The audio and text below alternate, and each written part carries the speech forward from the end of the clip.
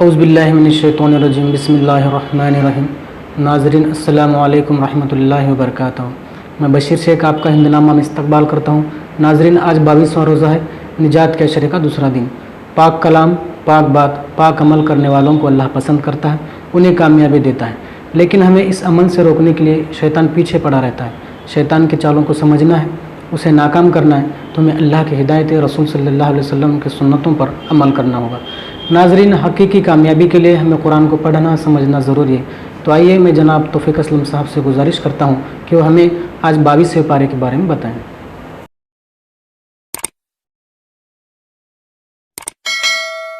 بسم اللہ الرحمن الرحیم۔ آج ہم 22ویں پارے کے بارے میں جانیں گے۔ اس میں سورہ الاحزاب کی 31 سے لے کر 73 آیتیں ہیں، پھر سورہ سبا ہے، سورہ فاطر ہے اور سورہ یاسین کی 1 سے لے کر 21 تک کی آیتیں آئی ہیں۔ احزاب یعنی گروہ کو کہتے ہیں، اور سبا ایک قوم کا نام ہے، فاطر یعنی پیدا کرنے والا، اور یاسین حروف مقطعات میں سے ہیں۔ ہم احزاب کی 31ویں آیت سے شروع کر رہے ہیں۔ اور جو کوئی تم میں سے اللہ اس کے رسول صلی اللہ علیہ وسلم کی فرما برداری کرے گی اور اچھے عمل کرے گی، ہم اسے دوہرا اجر دیں گے۔ یہ نبی صلی اللہ علیہ وسلم کی بیویوں کے متعلق جو گفتگو چل رہی تھی وہی آگے ہے۔ اور بہترین رزق تمہارے لیے تیار ہے۔ اے نبی صلی اللہ علیہ وسلم کی بیویوں، تم عام عورتوں کی جیسی نہیں ہو۔ اگر تقوی اختیار کرو تو باتوں میں نرم لہجہ مت اختیار کرو کہ اگر کسی کے دل میں کھوٹ ہے تو وہ لالچ میں آ جائے۔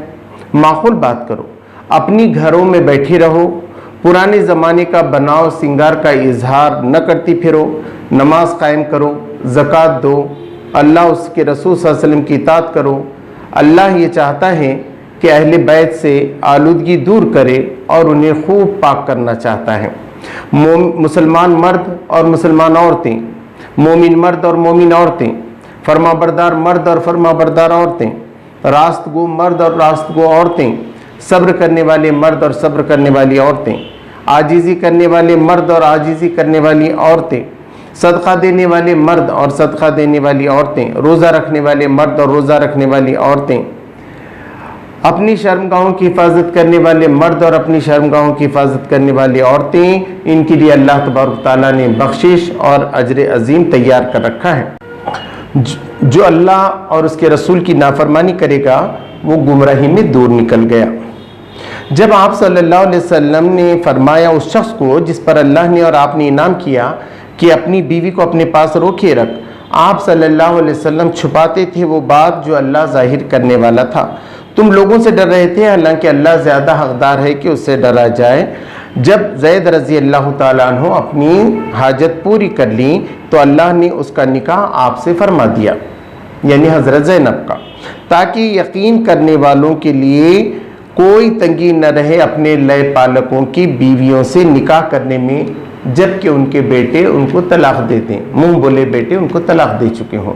محمد صلی اللہ علیہ وسلم تمہارے مردوں میں سے کسی کے باپ نہیں ہیں، لیکن وہ اللہ کے رسول اور آخری نبی ہیں۔ وہی ہے جو تم پر رحمت بھیجتا ہے، یعنی مسلمانوں پر، اور اس کے فرشتے، تاکہ تمہیں اندھیروں سے نور کی طرف لائے۔ اللہ تم پر بڑا مہربان ہے۔ آپ اب نبی صلی اللہ علیہ وسلم کے لیے ہے، آپ کو گواہی دینے والا، خوشخبری دینے والا اور ڈر سنانے والا بنا کر بھیجا، اللہ کی طرف بلانے والا اور روشن چراغ بنا کر بھیجا۔ اے یقین کرنے والوں، نکاح کے بعد اگر ہاتھ لگانے سے پہلے طلاق دے دو تو اس پر کوئی عدت نہیں ہے، کچھ سامان ضرور تم دے دینا۔ نبی صلی اللہ علیہ وسلم کے لیے جو حلال عورتیں ہیں ان کی فہرست دی گئی ہے، اور ان کے ساتھ رہنے کا جو خاص طریقہ ہے وہ بھی نبی صلی اللہ علیہ وسلم کو بتایا گیا ہے۔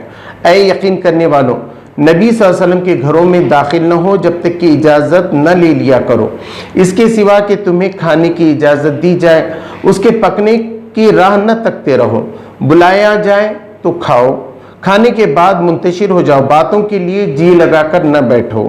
نبی صلی اللہ علیہ وسلم کو اس سے تکلیف ہوتی ہے اور وہ شرماتے ہیں، لیکن اللہ نہیں شرماتا۔ نبی صلی اللہ علیہ وسلم کی بیویوں سے کوئی چیز مانگو تو پردے کے پیچھے سے مانگو، یہ تمہارے لیے اور ان کے لیے بہتر ہے۔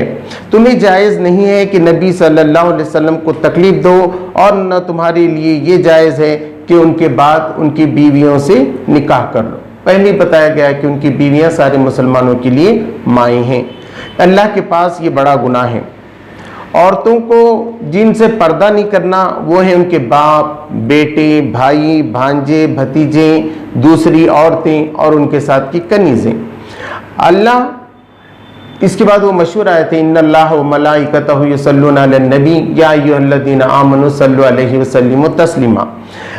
اللہ اور اس کے فرشتے رسول صلی اللہ علیہ وسلم پہ درود بھیجتے ہیں، اے ایمان والوں تم بھی ان پہ درود و سلام بھیجو۔ اور اس کے بعد حکم ہوا ہے کہ عورتیں اپنے اوپر چادر اوڑھے رہیں۔ جو لوگ فحش پھیلا رہے ہیں انہیں پکڑو اور مارو، اور ہمیشہ بھی ایسے لوگ ہمیشہ پکڑے جائیں گے اور مارے جائیں گے۔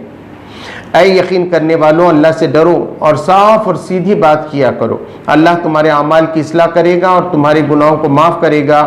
جو اللہ اس کے رسول صلی اللہ علیہ وسلم کی اطاعت کرے اس کے لیے بڑی کامیابی ہے۔ ہم نے یہ امانت، خلافت کی امانت پیش کی آسمانوں کے سامنے، زمین، پہاڑوں کے سامنے، لیکن سب نے منع کیا اور سب ڈر گئے، لیکن انسان نے اسے اٹھا لیا اور وہ بہت ہی نادان اور ظالم ہے۔ یہاں پر یہ سورت ختم ہو رہی، آگے اب سورہ سبا۔ انکار کرنے والے کہتے ہیں ہم بتلائیں تمہیں ایسا آدمی جو خبر دیتا ہے کہ جب تم ریزہ ریزہ ہو جاؤ گے، پوری طرح ریزہ ریزہ، تمہیں نئی زندگی ملے گی۔ ہم چاہیں تو انہیں زمین میں دھسا دیں یا آسمان کا ٹکڑا ان پر گرا دیں۔ پھر اس کے بعد بتایا کہ داؤد علیہ السلام ایسے تھے کہ پہاڑ بھی ان کے ساتھ تسبیح کرتے تھے اور پرندے بھی کرتے تھے۔ ہم نے ان کو لوہا ان کے لیے نرم کیا اور زرہیں کیسی بنائیں یہ بتایا۔ ان کو بتایا کہ کڑیوں کے جوڑنے میں ایک اندازہ رکھو اور اچھے عمل کرو، میں تمہیں دیکھ رہا ہوں۔ پھر سلیمان علیہ السلام کے لیے ہم نے ہوا کو مسخر کیا، وہ ایک مہینہ ایک طرف چلتی اور دوسرا مہینہ دوسری طرف چلتی۔ ان کے لیے ہم نے تانبے کا چشمہ بہا دیا، یعنی تانبے کو نرم کیا، وہ تانبے کی چیزیں بناتے تھے۔ اور جنات ان کے لیے تیار کرتے تھے، قلعے بناتے تھے، بڑی بڑی تصویریں بناتے تھے، اور حوضوں کے جیسے لگن بناتے تھے، بڑے بڑے لگن حوضوں کے جیسے، اور دیگیں ہوتی تھیں جو جمے ہوئے ہوتے تھے کہ شکر کرو اللہ کے ساتھ، اللہ کے عمل اور اچھا عمل کرو۔ ان کو جب موت آئی تو جنوں کو پتہ ہی نہ چلا، اور دیمک نے ان کا عصا کھا لیا اور وہ زمین پہ گر گئے۔ حقیقت یہ جب لوگوں کے سامنے آئی کہ جنات غیب کا علم نہیں رکھتے ہیں۔ قوم سبا کا ایک ذکر آیا ہے جس پہ یہ سورہ کا نام ہے کہ ایک ایسی قوم تھی جس کو اللہ نے نوازا تھا، 2 باغ تھے اتنے بہترین کہ ہر قسم کے پھل اس کے اندر لگتے تھے، اور بہت ہی پاکیزہ شہر تھا، اور اللہ تبارک و تعالیٰ تھا بخشنے والا ان کو، لیکن انہوں نے اللہ سے منہ موڑا۔ ایک سیلاب آ گیا اور اس نے سب تباہ کر کے رکھ دیا۔ اس کی جگہ پہ پھر 2 باغ آ گئے جس میں بدمزہ میوے لگتے تھے، کچھ جھاڑ تھے اور چند بیریوں کے جھاڑ۔ ان کے درمیان پہلے برکت والی بستیاں تھیں اور پڑاؤ کرنے کے راستے ان کے لیے مقرر تھیں، لیکن انہوں نے خود اپنے اوپر ظلم کیا اور کہا کہ یہ بہت آسانی ہے، ہمارے لیے مشکل ہونا چاہیے، لمبے سفر ہم کو ملے۔ خود انہوں نے اپنے آپ پہ ظلم کیا اور افسانہ بن کے رہ گئے۔ قیامت کے دن جب شفاعت کے لیے کہا جائے گا تو جو نیک لوگ ہوں گے، تھوڑے سے گناہ انہوں نے کیے ہوں گے، تو وہ کسی کے ذریعے سے شفاعت کریں گے، تو سوچ رہے ہوں گے کہ اللہ کے پاس سے اجازت ملتی ہے کہ نہیں ملتی ہے۔ جب ان کی گھبراہٹ دور ہوگی تو پوچھیں گے کہ کیا ہوا، اللہ تبارک و تعالیٰ نے کیا جواب دیا؟ تو ان سے کہا جائے گا کہ اللہ نے مثبت جواب دیا ہے، بے شک اللہ حق جانتا ہے اور وہ بڑا بزرگی والا ہے۔ ہم نے تم کو روزی دی ہے آسمان سے اور زمین سے، اور کون ہے جو اللہ کے سوا تمہیں روزی دے سکتا ہے؟ تو یا تو تم صحیح راستے پہ ہو یا ہم صحیح راستے پر ہیں۔ اور اس کے بعد وہ مشہور آیت ہے کہ وَمَا أَرْسَلْنَا إِلَّا رَحْمَةً لِلْعَالَمِينَ، کہ ہم نے نہیں بھیجا تمہیں مگر سارے انسانوں کے لیے بشیر اور نذیر بنا کر، مگر اکثر لوگ جو ہے وہ جانتے نہیں ہیں۔ پھر اس کے اندر قیامت کے دن کمزوروں اور مضبوط لوگوں کی ہوگی کہ ہم تمہارے پیچھے چلتے تھے، تم ہمارے سردار تھے، تو کیا تم آج ہمیں بچا سکتے ہو؟ وہ کہیں گے نہیں، سب کے گردنوں میں طوق پڑے ہوئے ہوں گے۔ اس کے بعد بتایا گیا، نبی صلی اللہ علیہ وسلم سے کہا گیا کہ ان کو بتاؤ کہ میں تمہیں نصیحت کرتا ہوں کہ تم 2 لوگ ایک اکیلے بیٹھو اور सारे मिलकर गौर करो, क्या नबी सल्लल्लाहु अलैहि वसल्लम को जुनून है? क्या ये पागल है? जरा गौर तो करो तुम। और वो तो सिर्फ आपको सख्त अजाब आने से पहले मुतवज्जो कर रहे हैं।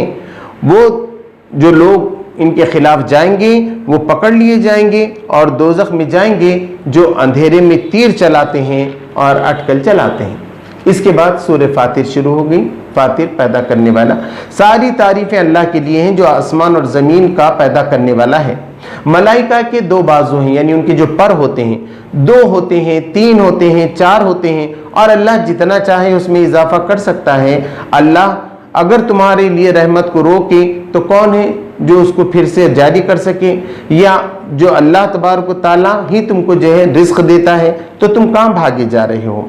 शैतान तुम्हारा दुश्मन है, उसे दुश्मन ही समझो। वो अपने साथियों को बुलाता है ताकि उनको जहन्नुम वाला बना दे। और जो कोई इज्जत चाहता है उसे मालूम होना चाहिए कि सारी की सारी इज्जत अल्लाह के लिए है। अलबत्ता पाक कलमा, पाक बात अल्लाह की तरफ चढ़ती है और नेक अमाल उसे ऊपर उठाते हैं। जो बुरी चालें ये चल रहे हैं वो सब अकारत हो जाने वाली हैं। अल्लाह ने 2 चश्मे बहा दिए हैं, एक मीठा है पीने के लिए लजीज, दूसरा खारा है बिल्कुल कड़वा। और अल्लाह ने वहाँ से तुम्हें ताज़ा गोश्त दिया है, उसमें से तुम मोतियाँ और मूंगे भी निकालते हो और उस पर तुम कश्ती भी चलाते हो, उसका रिस्क पाते हो, तो तुम उसका शुक्र अदा करो। अल्लाह तबारक व तआला ने रात और दिन को लाया, सूरज और चांद तुम्हारे कब्जे में लगा दिए। ये तुम्हारा रब है और ये सारा मुल्क उसी का है। अगर वो चाहे तो तुम्हें ले जाए और एक नई मखलूक तुम्हारी जगह पैदा कर दे। तुमने देखा नहीं, अल्लाह ने आसमान से पानी उतारा, फिर उसके जरिए से फल निकले, वो अलग अलग रंग के हैं।